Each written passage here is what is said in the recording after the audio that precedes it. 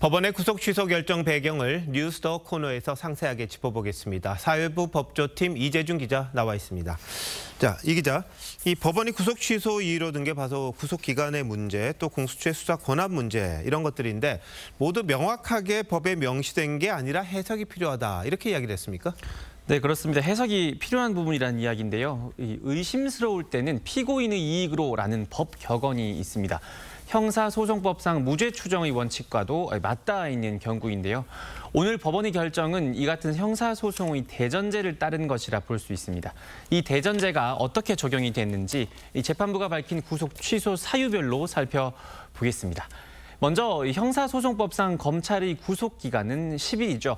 체포 피의자의 경우 구속영장 심사를 받는 기간을 시간으로 제외할지 날짜로 뺄지 법으로는 명시적으로 규정된 것이 없습니다.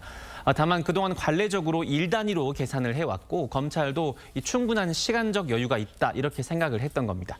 하지만 재판부 판단은 달랐습니다. 헌법과 형사소송법이 정한 신체의 자유, 또 불구속 수사 원칙 등에 비추어 피의자에게 유리하도록 엄격하게 해석하는 것이 타당하다 이렇게 이야기를 했습니다. 그러면서 과거 정확한 시간을 체크하기 어려웠던 것과 다르게 지금은 전산상으로 명확히 시간이 표시된다는 점을 강조를 했습니다. 네, 그리고 두 번째 구속 취소 사유로 적시한 게 공수처의 수사 권한 문제였습니다. 이것도 역시 피고의 이익, 그러니까 윤 대통령에게 유리하게 그 입장에서 판단했다 이런 이야기입니까?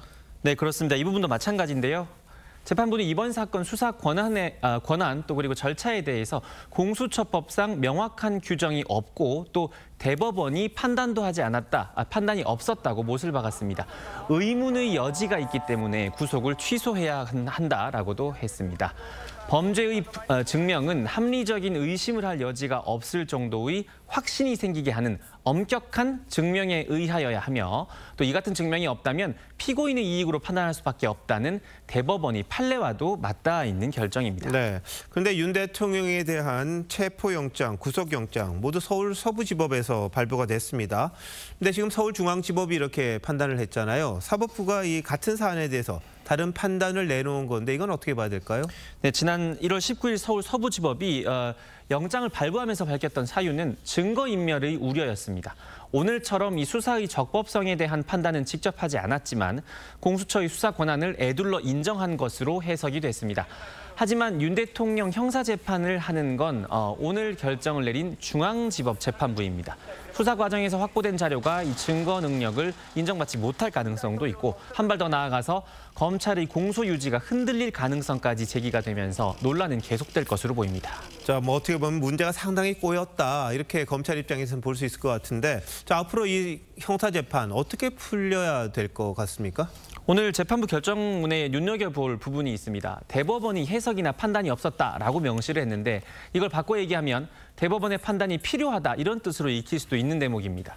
1심에서는 향후 상급심에서 이런 절차적인 문제가 파기 사유가 되거나 또 재심 사유가 되지 않도록 최대한 흠결을 치유하고 재판을 진행해 나가겠다는 차원에서 구속 취소를 결정했다는 것이죠. 다만 내란 행위에 종사했다는 혐의로 기소된 군과 경찰 관계자들 여전히 구속 상태인데 내란의 주범으로 재판에 넘겨진 윤 대통령은 수사 주체가 달랐다는 이유만으로 구속을 면하는 게 과연 이치에 맞느냐 이런 지적도 이어질 것으로 보입니다. 네, 뭐 내용도 중요한데 절차도 중요한 게 바로 민주주의의 원칙이 아닌가 싶기도 한데 여하튼 재판에 여러 가지 변수가 생기게 됐습니다. 자, 이재준 기자와는 잠시 다시 얘기 나눠보도록 하겠습니다.